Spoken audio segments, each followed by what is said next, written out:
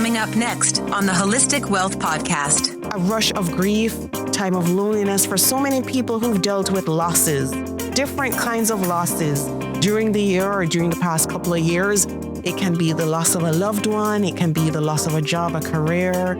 It can be a loss of health, critical illness, a divorce, separation, anything like that. And we know that, for instance, this year, the stakes seem higher than ever for some reason. I know many people have been seeing it, especially with Hurricane Melissa, which devastated communities in Jamaica. You're listening to the Holistic Wealth Podcast with host Keisha Blair, author of Holistic Wealth and founder of the Institute on Holistic Wealth. And now, here's your host, Keisha Blair. Welcome to the Holistic Wealth Podcast, and I'm your host, Keisha Blair. And today we have another solo episode of the Holistic Wealth Podcast, and I'll be speaking about coping with grief during the holidays. And I'm offering 25 practical tips for those of us who are coping with grief and we're heading toward the holiday season. And I know it can be a tough time when you're navigating grief and you're trying to deal with the pressures of the holidays, the family, everything.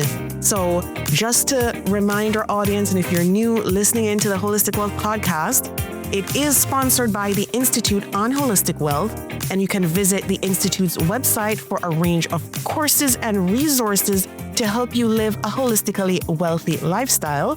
And the website is www.instituteonholisticwealth.com.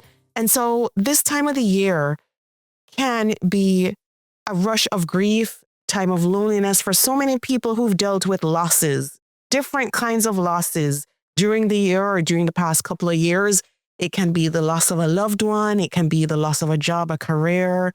It can be a loss of health, critical illness, a divorce, separation, anything like that. And we know that, for instance, this year, the stakes seem higher than ever for some reason. I know many people have been seeing it, especially with Hurricane Melissa, which devastated communities in Jamaica, leaving thousands mourning both loved ones and loss of livelihoods. There are even social media websites. I've seen social media accounts on Instagram for those people who can't find their loved ones in Jamaica. There's several hundreds of people who can't find their loved ones.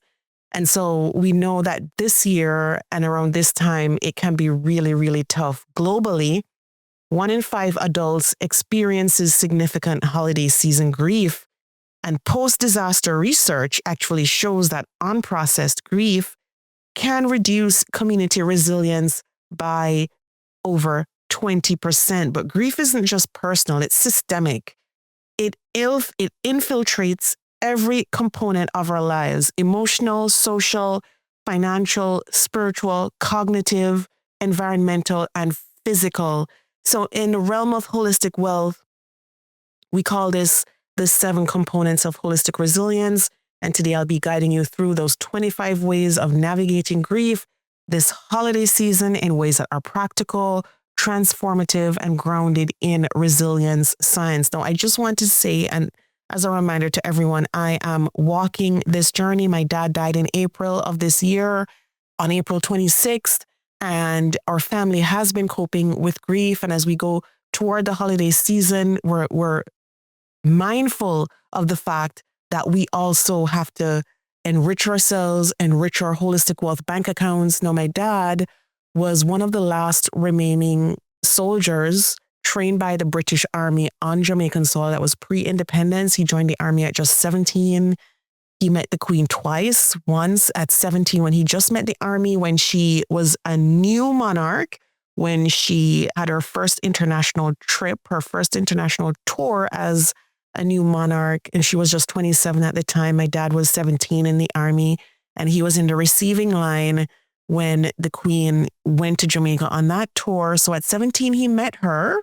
She actually spoke with him, and later on again, 50 years later, he met her again on her very last tour of Jamaica, where he stood in the receiving line and met her and spoke with her again a second time. So he met with her and spoke with her on 2 separate occasions, one in 1953 at 17 and the other in 2002, 50 years later. And so we have been thinking about how to preserve his legacy And as we go throughout the year, and I know many people who've lost loved ones in 2025 or 2024 or beyond previous to that, I know many of us, are thinking about our loved ones in deep, deep ways. And this is where Holistic Wealth changes everything. And for those of you who don't have the book, get a copy. It's so instrumental in terms of your grief journey, your wellness journey, your holistic wealth journey. And for others who you are thinking of getting Christmas gifts for, as we think about the holiday season, it's a great Christmas gift to give to anyone, but an even greater one for building resilience. And so Holistic Wealth, as I said, changes everything. It doesn't ask you to ignore grief. It teaches you how to transform it into a source of resilience, a source of growth, a source of purpose. So let's talk about emotional resilience. Number one, emotional resilience. How do we cultivate emotional resilience while we're going through a season of grief? Well, number one, name your grief out loud. Name your grief out loud. Naming grief externalizes it and it creates a safe container. So name it out loud. Don't be afraid to confront it. Don't be afraid to say what it is. Don't be afraid to write it. And as you do that, map your grief triggers. So identify places and traditions that ignite that grief. Awareness is the first step to mastery. And you know what is also good about mapping those triggers? It also helps you in your growth journey. So November 11th this year was Veterans Day and also Remembrance Day around the world. And, for me, that meant remembering my dad, his military history, his military legacy, which, as I've come to realize, is huge. But having to confront it made me realize how significant it is to the global community. So what it does for you, this is my story, but if you think about your story, your grief can lead to significant growth. It can lead to significant transformation. So think about it, confront it. And once you have that awareness, think about, what is it teaching me in this moment? What can I take from this? What lessons can I take from this? Create a micro ritual. So whatever you are interested in terms of that ritual, whether it's lighting a candle, placing a photo in a significant spot in your home, thinking about a favorite story, especially around this season, these tiny rituals anchor your mind. It's amazing for doing that. And I'll give you another practical example. My mom created a little place where she honored him with different memorabilia and different objects that they were married for 50 years almost. So she's done that. And she told me that helped her with her grief. There's that little place in her home where she has all of these photos and memorabilia. And so that micro ritual is also a good place to start. Number 4, allow your grief without judgment. So many of us think, oh my gosh, I thought I was over this. It's now the holiday season. It's come rushing back.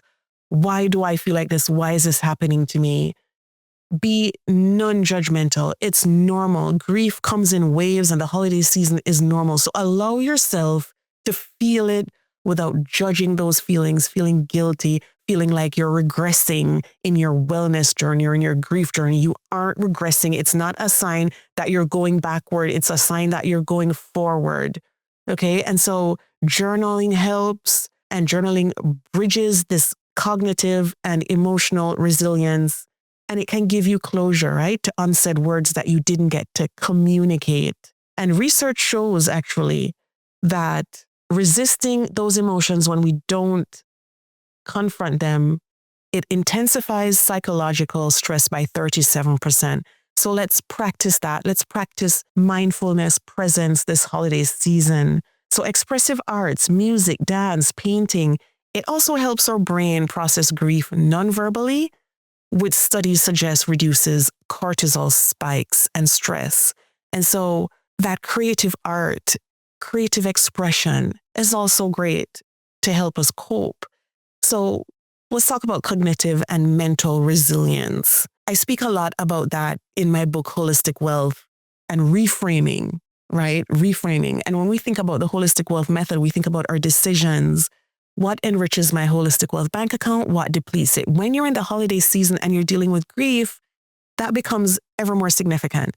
You need to be enriching your Holistic Wealth bank account, not depleting it. Narrative reframing helps you do that. So redefine the story of loss, right? In so many ways, we can feel powerless. A loved one dies, you're powerless, right? Grief makes you feel absolutely powerless. Let's redefine that narrative and redefine that story of loss by saying, I am not powerless. I carry legacy within me. I'm carrying my ancestors' legacy. The baton has been passed, and I am here to live that legacy in a big way and to pass down that legacy to the next generation. So you are powerful, you are carrying legacy, and you are walking with purpose. So reframe it that way. Micro meditations also helps with mental resilience and cognitive resilience. So even 3 minutes of focused breathing rewires neural pathways associated with stress. So doing breath work and micro meditations is helpful.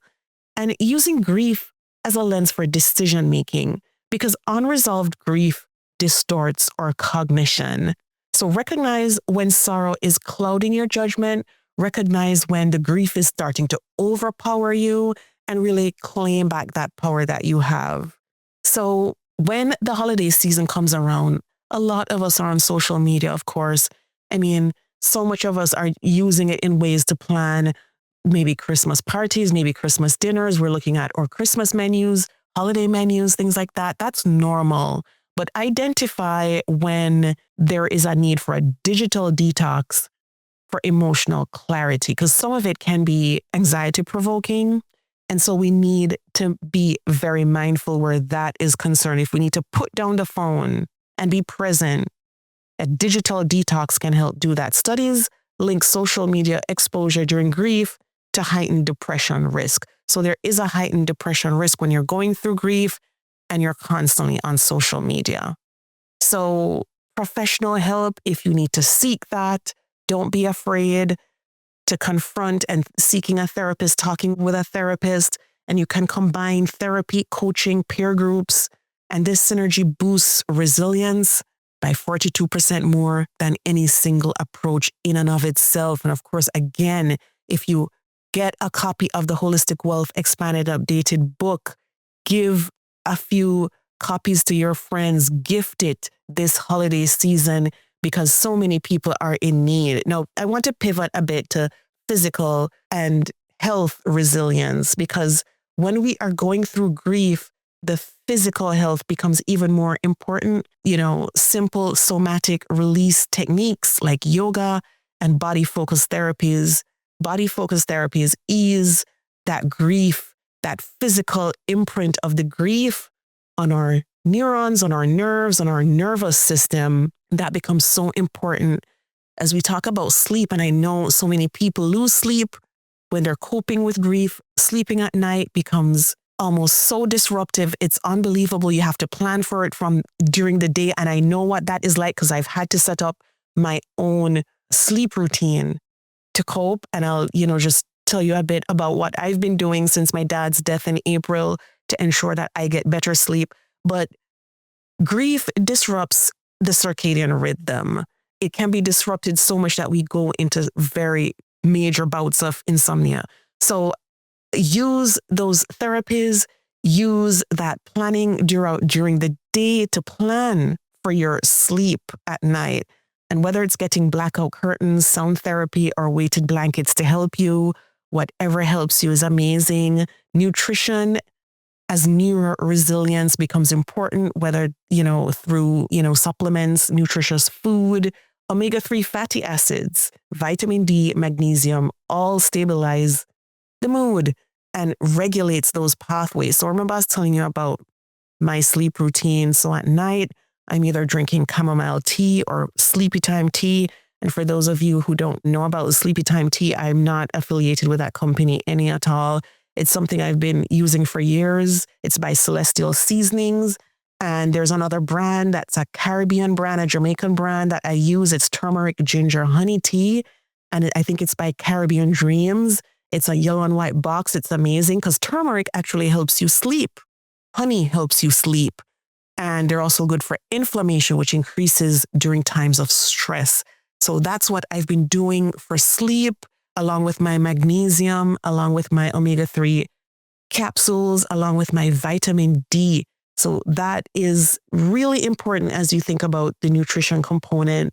And of course, walking outdoors, getting that extra sunlight and vitamin D.